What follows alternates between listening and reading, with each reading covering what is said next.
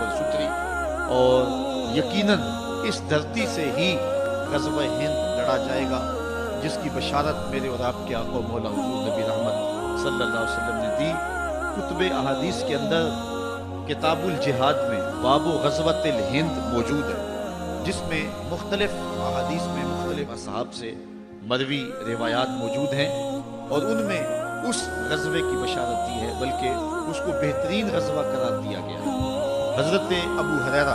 رضی اللہ تعالیٰ عنہ فرماتے ہیں، وعدنا رسول اللہ صلی اللہ علیہ وسلم غزوۃ الہند، حضور علیہ السلام نے ہم سے غزوہ ہند کا وعدہ فرمایا ہے۔ اور اب حضرت ابو ہریرہ کے اپنے لفظ سنیے، فَإِنْ أَدْرَكْتُهَا أُنْفِقُ فِيهَا نَفْسِي وَمَالِي،